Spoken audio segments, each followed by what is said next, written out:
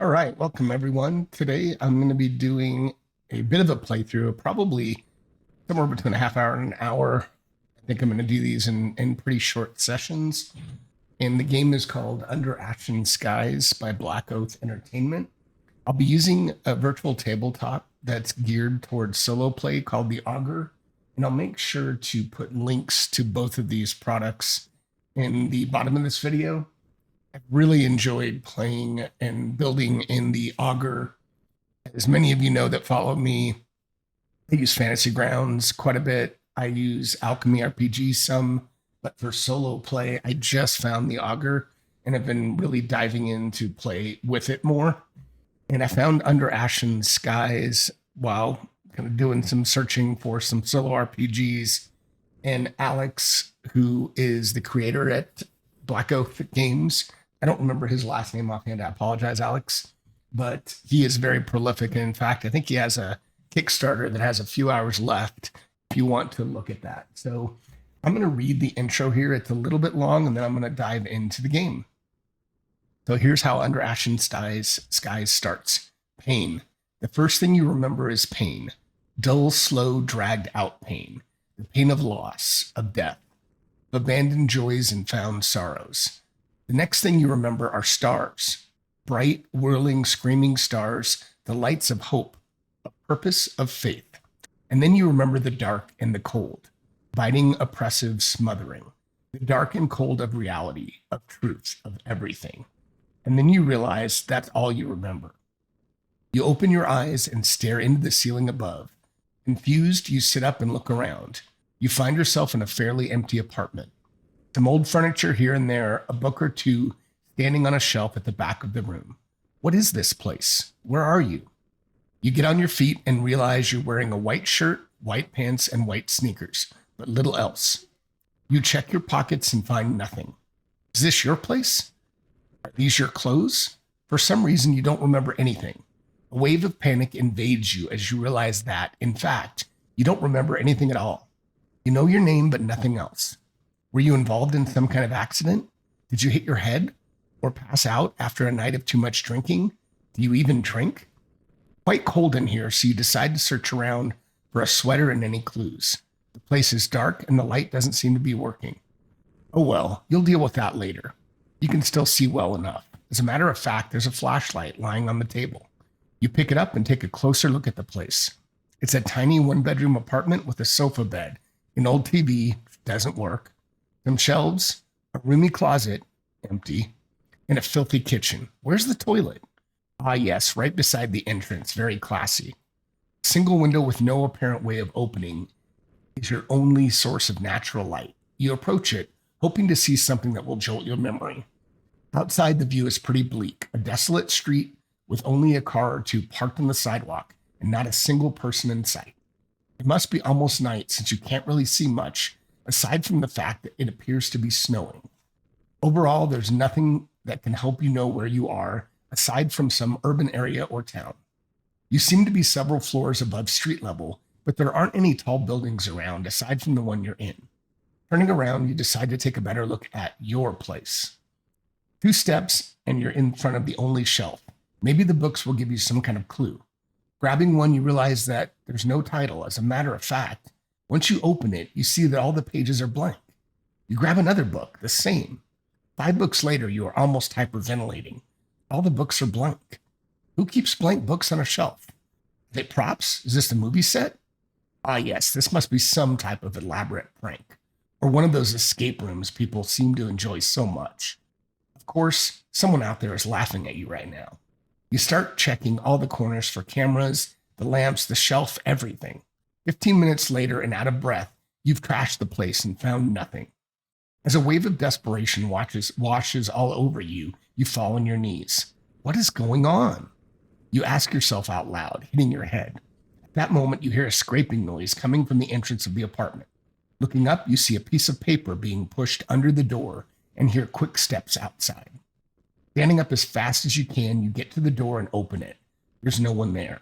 Only a dark and filthy hallway full of boxes and other garbage. With a shiver, you close the door and pick up the note that was slipped under it. Find the others is all it says.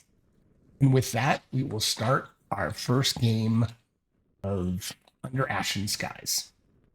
So I won't go through all of the game mechanics. I'll try to do that a bit as we play, but I will show you how I have this set up and we will jump right in.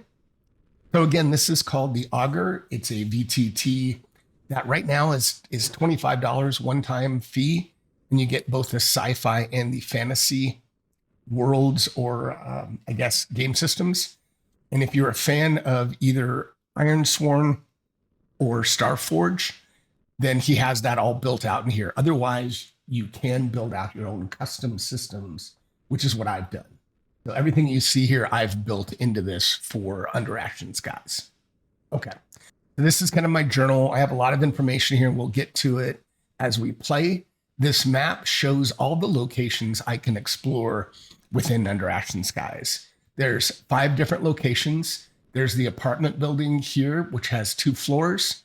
There's also something called the Devouring that changes the look and feel of the apartment and all of the locations. So you'll notice that I have 2 separate locations for each level or floor, except for Bosch Gardens, which I think is a little bit different.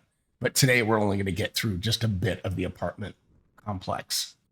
So I have all these. So we have the apartment building, Governor's Palace, Bosch Gardens, Brooks High School, and Riverside Hospital. And the town that you're in is called Riverside. So with that, I have my character created. So my character's name is Joseph. I did say that I was wearing a white shirt, but we'll say he changed into a black hoodie. His stats right now are all 10. So this is a rollover system. What I'll do is roll a d20 in most cases for checks, and I will add my ability scores, which right now are 10 until I level up.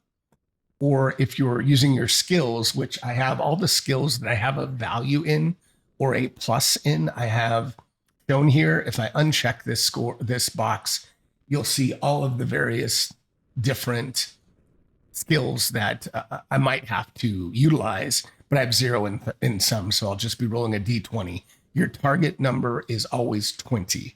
So it's going to be really difficult. Actually, now that I say that, from like my scavenge rolls, it's going to be super hard to find anything until I level up a bit, I guess, but we'll cross that bridge when we come to it. So let's see, does he have anything else? Description, I think that's it for him. So we'll be fighting different types of creatures. You'll run into NPCs. You'll also run into special NPCs that are called Dramatis Personae, that they have their own different and distinctive tasks that they'll work with you on and ask you to perform. You'll also run into Phenoi. I don't know if I'm pronouncing that right, but those are creatures that have been somehow manipulated, created, really don't know how or why yet. Hopefully I'll find that out as I play. And then there's also somewhat super beings that, for lack of a better term, that guard and rule over each of these locations, called Make. So you'll see those, and you probably won't see those on this session today. It'll probably be just Phenoi or NPCs. So I do have a quick start character guide in here so I can create a character quickly, but I've already done that. So we are going to go right into site exploration. So let me pull that out. So typically you'll choose your site randomly, but because we're coming out of our apartment, we know we're in our apartment building. I'm going to start on the 2nd floor. The rules don't really specify. You can start wherever you want, but you basically have to clear out site and defeat and the Make that's in that building before you can move on and then start exploring outside of the apartment building. So traveling to the site, we don't have to worry about that. We're already there. So these +1s is for time. I'll show you that. I have a character sheet that I will include in the video description too. I have a PDF form fillable character sheet that I created. So that's how we're going to show the time tracking. So we'll worry about that when it comes into play. Determine the site's cold factor. So that's the first thing we're going to do. So we walk out of our apartment and we're going to see how cold it is inside this site. So we go to temperature, and what it says here is the relentless, insidious cold will slowly consume you if you're not prepared. The cold is reflected by the site's cold factor. And the site's cold factor defines how cold that specific site is at the moment. And it's determined randomly each time you enter a site by rolling a d12. I'm using a program called 3D Dice that I would strongly encourage you check out. Awesome. It allows me to show the rolls on screen. So I'm going to pull that up on a different screen. I'm going to roll a d12. Then we should see it. I rolled an 8. You can see that on the screen. So an 8, fortunately, the only time the cold factor comes into play is any time for each 2 points of difference between a character's warmth and the site's cold factor. So I rolled an 8. My warmth, as you can see on my character sheet, is a 9. And I get that through my character's clothing and things that he is holding. So if you look at his equipment here, and I did put all that in, I've got a flashlight. I'm going to say it's on right now. We'll have to track that. Got 2 batteries. I'm going to say it comes with batteries in it. I don't know if that's true, but that's how I'm going to play it. So my boots give me +2 warmth. My jacket gives me +5 warmth, and my jeans +2. I also found, I rolled this randomly before the stream, a wrench. So that's my random weapon that I start with. And the small, I think, comes into play on occasion. I'll have to look at that. But daze +1 is good. Whenever I hit with my wrench, it automatically dazes the enemy that I've hit. So we'll go to that when we get into combat. So, okay, so that's great. I don't have to worry about the temperature. We're good. So then I check the site's peril level. Let's go into peril. So peril, this is as you level up, and you can see there's a lot of levels in this. I start at level 1. So we're not going to have to worry about peril level. We'll get into that later, but it's a way of scaling up the enemies and your situation and all of the dangers. So for now, I'll be at level 1 for some time. So we'll go back to site exploration. Done that. Determine the number of possible ambush encounters. So let's click on that. So now the next step is roll a d6 and determine the number of possible ambush encounters with the site.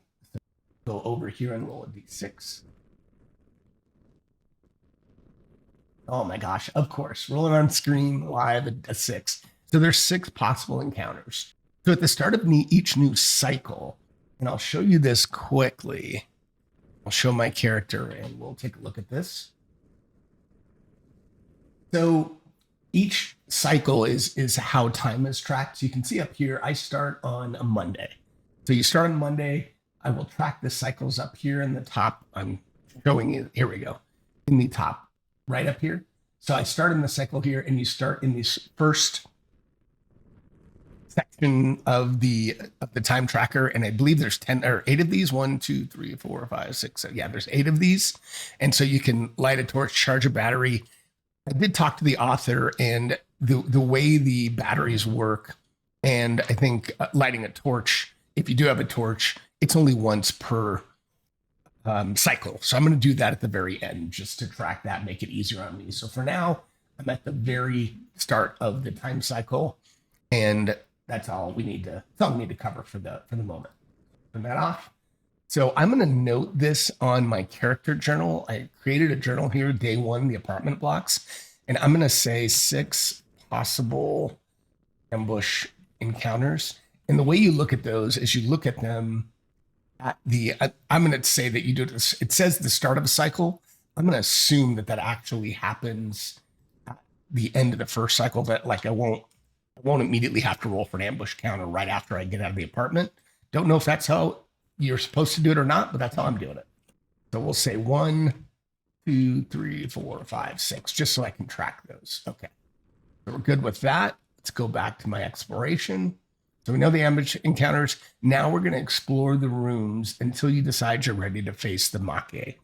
So you have to explore a good part, or you should explore a good part of the site, because you're going to roll a D100 to see if you can encounter the Make. And if you roll over your score of your investigation tracker, I think it's called investigation tracker. If you roll above your score there, so let's say I have a 30 and I want to try to find the Make. If I roll a 40, then I lose 2 wounds, and you only get 3. So it almost kills me, and the Make appears. So that would not be a good situation. So you really want to wait until you get far enough along. So we are going to go to room exploration. So let's go to the map. Let's open our apartment building. So you can see I have here the apartment building, and then I can click on open my map, get this to where you can see it a little better. So this is the second floor. There's also different versions of the map when you experience what's called the devouring, which will happen as you get further into the game and the game progresses. I bought these tokens off of Roll20 and uploaded them in the game. So what I'm trying to do here is just track my exploration. So I just picked this randomly as my apartment. So you can see I just put a little description over here, my apartment. And at least I know I started there. I'm going to left click and drag my guy in here. So Joseph now is on the map. So I'm going to have him come out into the corridor here, and he's going to start going up. And for now, I'm just going to try to look into this room and see what's in this room. So once you do that, you start the exploration track. So I'm going to go here and scroll all the way up. I'm going to walk through this with you. I try to put as much detail in this because there's kind of a lot. When I did some testing, there's a lot to remember. So let's just get into this. The first thing you do is decide if you're going to be cautious. And if you're cautious, you make a stealth roll with your sneaking skill.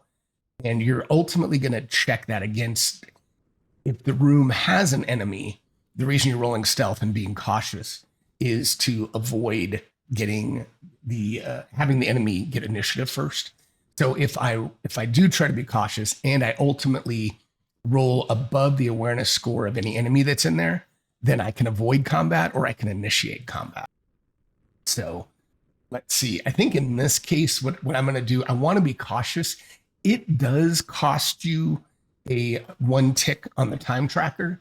And I did include that down at the bottom here for each room. I tried to make some notes here. If you're without a light source, you gain trauma. So every time you gain 10 trauma, that has an impact on you. And if you are cautious, again, it's +1 time. So I'm going to go over to my character sheet and I'm going to move along 1 on the time tracker. You don't need to see that, but know that I've done that because I am going to try to move cautiously. So with that, since I know I'm moving cautiously, I'm going to roll on my sneaking skill with my sneaking skill. So I'm going to roll a d20, and that is +10. I added 10 to that skill. You can't add more than that, but I thought that would be appropriate. So I rolled a 16.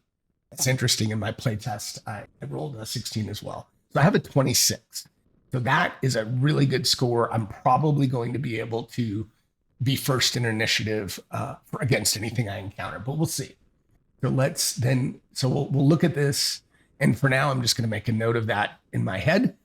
So I'm going to keep that stealth check score. So now roll on the room features table. That's in the PDF.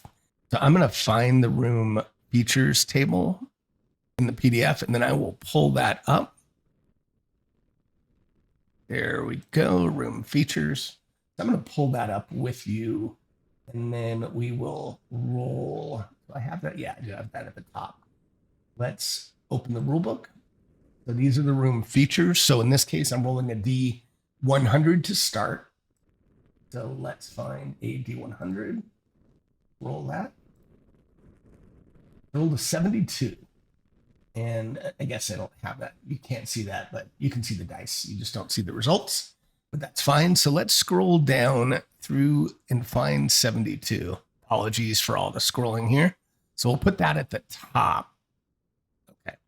So it's a bear closet with a caged ladder leading to an unlocked ceiling hatch. If opened, you are showered in ash from above and hear a pitiful beeping, the alarm system lapping up the last of its power. It opens onto the roof, the open air, and a view of Riverside from above. So that's kind of cool. So what I'm going to do is I'm going to copy this entry. And a lot of this, I think, is flavor. So I don't know how much of how important it is. But for now, I'm going to close this. I'm going to go to the map, and I am going to pull up first room. I created some tokens here. So I'm going to actually, before I do that, I'm going to rename this. And I'm going to say room 1. I'm going to call it Bear with. I'm going to say closet. Or maybe the most important thing is ceiling hatch to roof. I'll just call it that. And then I'm going to go into my description once I drag this on the map here. And I'm going to right click on it and open the details. It opens up over here. Then in my description, so I don't have to write this in the journal, I'm just going to include that. So now I have it. If I ever want to come back here or I need to, then I can. So I know that I have that information. So now let's go back to my site exploration. The exploration. And we'll scroll back up here. So, and then we're going to look at the room contents. So we'll go back to the PDF. Yeah, I'll try to remember to undo that. So I was looking at this sequence here, and we'll go to the room contents. So let me bring up that rule book again. Try to remember that, and we'll go to the room contents. And so in this case, I roll a D10, and I don't really need to show the PDF. I actually put that down here, but we'll roll a D10 on the D dice. Let me find my D10 here and roll it. And I rolled a 1. I don't know if that's good or not, but I rolled a 1. It's a discovery. Oh, interesting. So it's not a lot of times you'll have an encounter, an event. So in this case, I went cautious, but I don't know if there's going to be something in here that I need to worry about. So I'm going to roll on the discovery table here. That's a D100.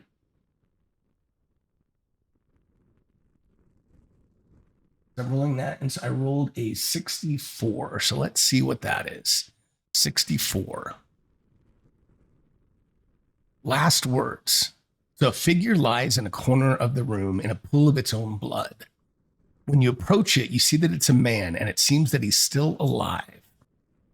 He motions you to come closer, and when you do, he whispers in your ear. He collapses right after, dead. His last words spark some old memories within you. You earn 50, I think it's called Neme. That is a currency. Once I get 100, I can actually level up. That is a really cool first thing to encounter. So I am going to copy that. And in the extended description, this all takes Markdown, which is really cool. So I will do, if I can remember Markdown, I'm going to do a section here with a heading, room contents. And then I'm going to paste this in here. And we'll do this, make that cleaner. And this, I'm going to say room, do that as a header, room, what is it called? Features. And then we'll make this a subheading with 2 hashtags.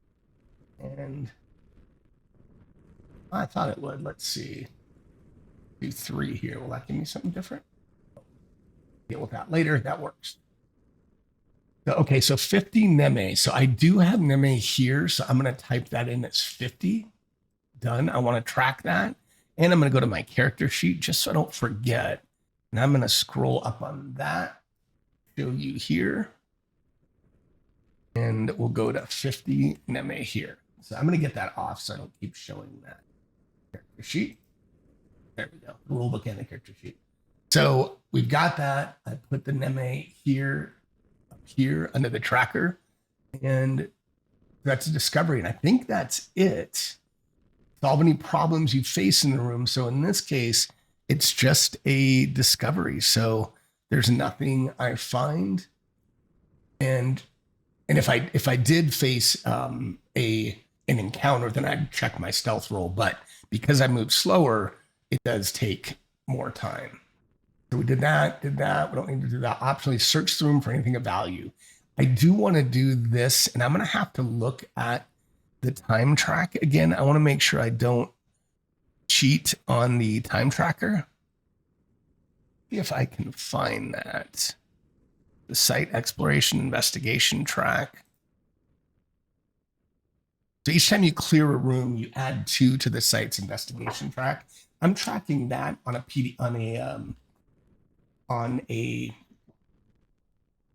sheet that I printed out. So I'm going to put apartment block on my sheet, and I laminated it. You won't be able to see it, even with probably, well, you can see it a little bit.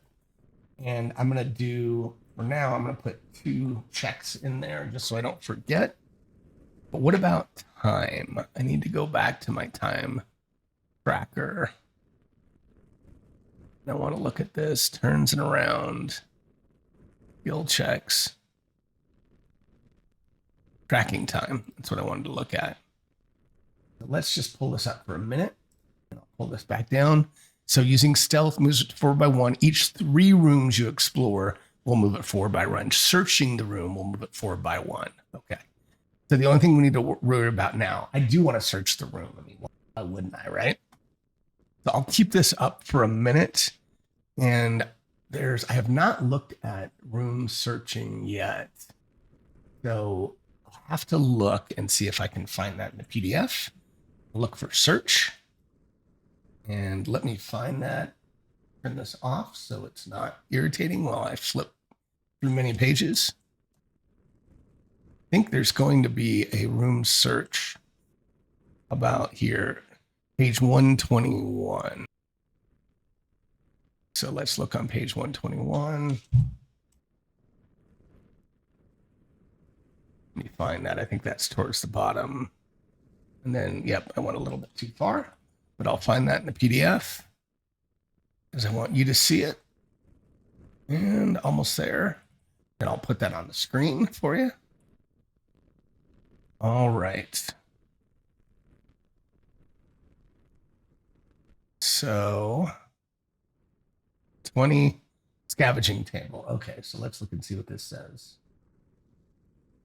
So whenever you search a room, make a scavenge skill check if you're successful. Well, but is there any point in me doing that? If you're successful, roll on the scavenging table to see what you find. So because my scavenge is 0, I literally have to score a 20. So in this case, until I level up, I guess I won't search a room. It doesn't make sense to me because that would advance the time track. So I don't think it makes sense for me to scavenge. Maybe if I roll up another character, maybe I'll give him some scavenge skills. I didn't think about that. So I marked the progress on the investigation track. I already did that. I checked it off too. So now let's go back. And unfortunately, I wasted that. I'm going to look now. So I know what that room is. So I'm going to look and go into this room. Okay, so let's roll. Let's go back to my search, exploration. All right. And I'm going to be cautious again. I'm nervous. And so for now, I'm going to be cautious. So we're going to roll our D20 plus 10. See what we get. And so we rolled a 10 plus 10 is 20. So I'll make a mental note of that. So we've got 20.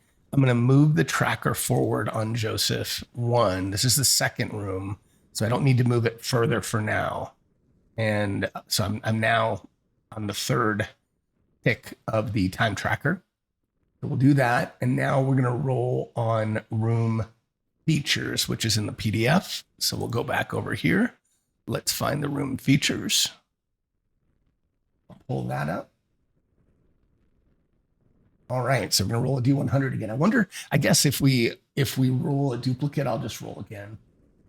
Not sure if the rule set says that, but I think it's pretty obvious. So we'll do this. D100. Ooh, 9. 0, 0, and 9. Interesting. So that's really low on the table. So we'll see what that says. Someone emptied this apartment on their way out. Evidenced by a trail of fallen books and DVDs. They left something here. You feel it watching you from the unlikely of places, the dirty oven, the cramped pantry, the bathroom mirror. All empty when you look, but the chills in your neck quickly return. That's creepy. So they left something here watching. That's really odd. So let me copy and paste that. I'm going to turn this off for a minute.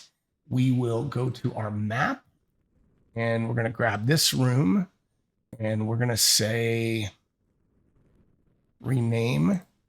We're going to call this room 2 and we'll say something watching. So we'll call it. And we'll go to the extended description here. We'll paste this in And we'll call that again. Put this hashtag room features.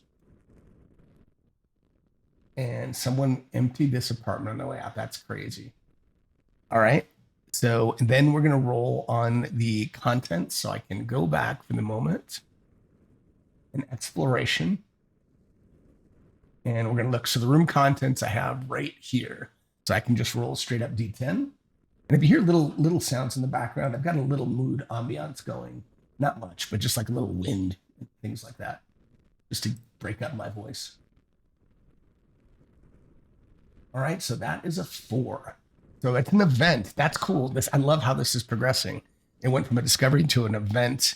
So let's find the room contents.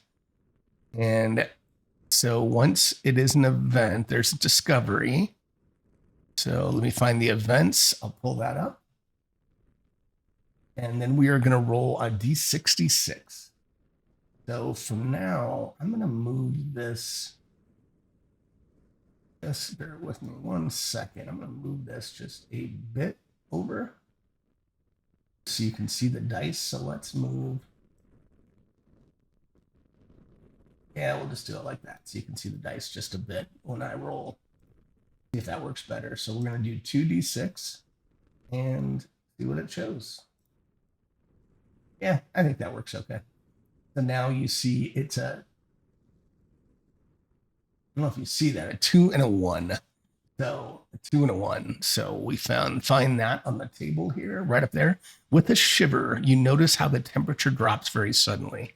Reduce the site's temperature by -2. So that's good to know because if I remember right, I think it was an 8. I didn't know that we had to keep track of that. So it's probably a good one. Maybe I'll go back to my journal, say the site block, and I'm going to say temperature 8. I'm pretty sure it was an 8.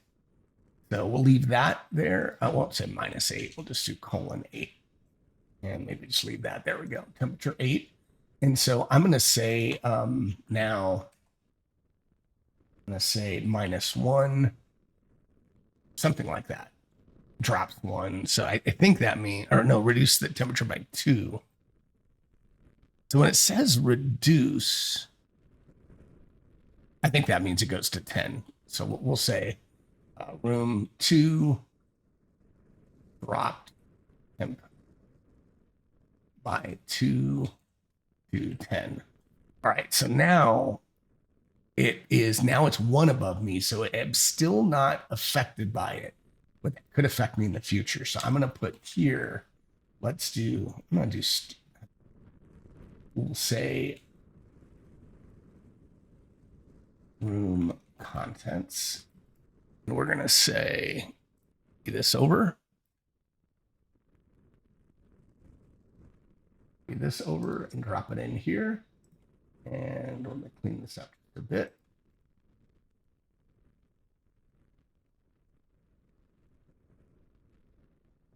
All right. So that's the event, I think. And I think that's it. We moved it on the time tracker. I did investigate a room, so I'm going to check 2 more on the investigation. I'm up to 4. 1 more room. And that'll be 3 moves, and I'll move 1 more on the time tracker. So let's look. Let me put this in before I forget. I thought I did this. Maybe I didn't rename it. I thought I renamed this. Let's try it again. Rename, and I might not have saved it. Yeah, I might have. So this is going to be something. And then maybe I need to click OK. Let's see. And then I can pull this in here. So that there, something watches. That's my second room. And for now, I might come back to these rooms. I think Alex said that you got to be a little careful not to limit. You can make these as small as you want. I could make each one of these a room. For now, I'm going to do it this way and then come back if I need to, which I probably will. Now I'm going to keep my exploration going, and I'm going to do 1 more room, and then maybe say that's it for session just to start. Okay, so let's go back to our site exploration. And we're going to go to the top. Turn off the rulebook. All right. We're going to be cautious again. It's treated me pretty well, although I haven't had an encounter. So let's do the roll. I opened the wrong program. 1 second. Close that down. All right. So we're going to roll a d20 plus 10.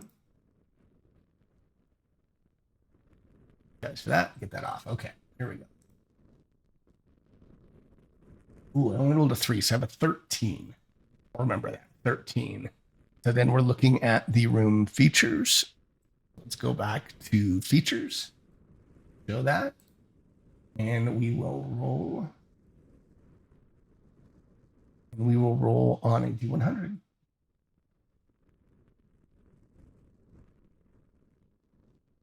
$89. So an 89 is, yeah, this is the apartment block. You have to make sure you're in the right one. So we'll go to 89. 89, you enter an apartment and begin looking around when you hear a buzzing from a wall-mounted panel near the door. The apartment is being buzzed from the lobby. You press the answer button, but don't hear a voice on the other end. On the other end of the line is a distant barking, gentle winds, and just the slightest sound of breathing. Okay. Creepy. So we're going to call this rename, and we'll say buzzing apartment. Okay, and we're going to drag that on here. And we will do the description here. We're going to say room features.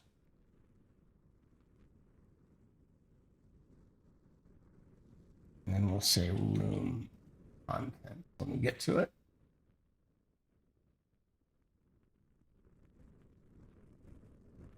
All right, so now let's roll on the room contents, and I'll leave this up for now. Let's roll a D10. It's going to be the last room, so we'll see what we get. D10. Roll. A 10, an encounter. I couldn't have picked that any better. It went from discovery event to encounter. That's pretty cool. All right, so we're at an encounter. So let's go back to the exploration. And I will turn off the rulebook for a second. So we did get a 13 on our stealth roll. So we did contents, and what we're going to find out now is we determine if it's a phonoi or an NPC. So we're going to look at the encounter table below. I'm going to roll a D10. I rolled a 5. So in this case, it's a phonos. So those are the bad guys. So, okay. So once we do this, let's just see if I did this right in order. If phonoi, roll to see what type. So the encounter table, which is down here, it's a little small, but I'll read that out as I roll it. So we're rolling on a D10. We rolled an 8, so it's a thalaphoium. That's funny. That's exactly what I fought against before. So it's a thalaphoium, and then what we do, so we know what we're facing, and now we roll to see how difficult it is. So this is cool. It helps scale up or down the encounter difficulty, so that's a D10. We'll roll that.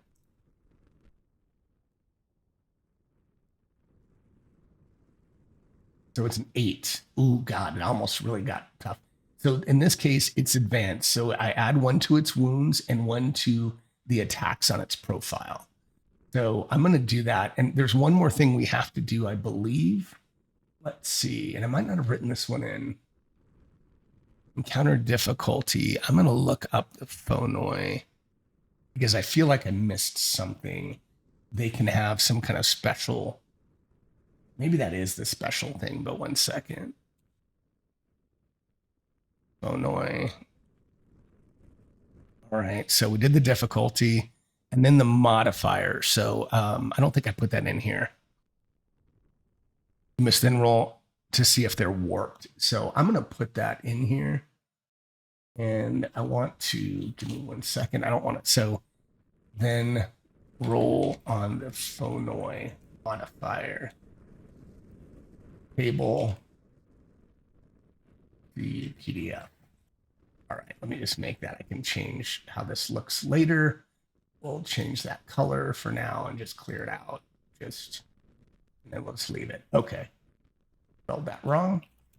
All right, so let me pull that up to, well, actually, let's get the Phonoi out because I don't want to forget this. There's a lot to these encounters. So let's find the Phonoi. And it's over here. So it's a Thalaphoium. So what I'm going to do is I'm going to pull it onto the map. I'm still learning how this works best. So we're going to pull that on here. And these were all AI generated. So here's what he looks like. And we need to increase his wounds by 1. So I have his wounds, bleed threshold, defense, and awareness. So we need to modify its wounds, which are in trackers. And we're going to change that to 13. And I don't know if that'll change them all, but we'll figure that out. So that goes to 13, then his attack goes up by 1. I need to make sure that, I'll just note that in extended description, I have all the information. So I'm going to say under attack, we'll just say, I'm just going to make it here so I don't forget, +1. And see if I can just kind of call that out a little bit different. And then I'll hopefully remember that later. Yeah, +1. So he gets it +6. All right, so I have those done. I've got him with his additional wounds. Now I need to roll, and I'll open up the rule book to show you on this 2d6 table. Let's do that.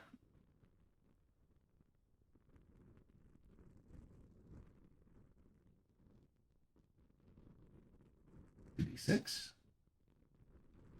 I rolled a 6. So no modifier. Oh, thank God. Last time I'd gotten the shadow form, so I had disadvantage on every attack. So that's it's one of the best things. I think it is the best thing I could have rolled. So no modifier. So that's awesome. Turn that off. So if you remember, I rolled a 13. His awareness is 5. So I'm in a really good spot for the attacks. So in combat, I get to go first, and I automatically hit because I'm stealthy. So now I'm in a crossroads here, and this is where he's got a 13 wounds. So I'm torn because if I beat him, I'll basically get 13 Neme. So it'll help me get closer towards my end goal of leveling up and learning more. But that's a lot. I've only got 3 wounds. And what do his attacks do? Let's see. His attacks +5, no special effects, but +5. I think that must mean that must mean that when he rolls to attack me, actually, but I'd have to modify that because he's automatically going to hit because I have no defense. So I'd have to do some kind of defensive maneuver. I'm going to look at those quickly. I can take cover, but if he kind of runs up and just swings and attacks me, that's no bueno. So evade is 1 stamina. If he makes a melee attack against me, I spend 1 stamina and I make a dex check against the enemy's attack roll. If the attack misses, you immediately move 1 meter. If the attack still hits you, wait a second. Spend 1 stamina, you make a dex check against the enemy's attack roll. If my dex check exceeds the attack roll, the attack misses. I don't know, man. It feels like I don't know if I guess at this point I feel like it would be really challenging to face this thing this early. So I feel like because I know what's in the room, there's nothing really to be gained. Let's open the room again. So actually the room contents, I got to figure that out. It didn't save. So the room contents, see if I can go back over here. Still learning how this part works. So I'm going to go over here and where is my apartment block? maybe I didn't put in the contents. Oh, that's because the contents. So encounter with a Thala William. And I think it stays there. The best I can tell, it will stay there. And I think I can come back in and fight it later. So for now, I'd like to at least get like one level up before I fight this thing. And given I got the initiative and the way that works, I'm going to go back to it just to verify. Go back to my combat attacking, or no, sorry, exploration. Is it here? Yeah, so can avoid combat, move along, leaving the room undetected after seeing what's within. So I've already seen it. I know what's in there. And I guess you kind of encounter the room. I don't know how that works, but you hear this buzzing and you press the answer button. And I guess I don't know quite how that works, but for now, I'll say that maybe he came out of a back room. So I was able to do that. And then after I did that, then maybe he came like out of this room after I came in. And he's just kind of walking around there, but I see him first. So I'm going to avoid him, pop out into the hallway, and shut that door behind me. And for now, I'm going to leave it at that. I was going to show combat, but candidly, I want to keep living to fight another day, and we're just under an hour. So I think that was a good start. So it's cool that we saw different types of encounters. I really like this system, and I'm pretty excited to explore it. I think the Augur is just perfect for tracking everything. So I'm really pleased with how that went. If you like this session, give me a like, and I'm going to keep posting these. I don't know when I can do the next one, but give it a like if you like it, and leave a comment if you're interested in the system. And I'll make sure to post links to the Augur itself. I'll make sure to post links to Under Ashen Skies to purchase it if you like the system and want to learn more about it from Drive-Thru RPG.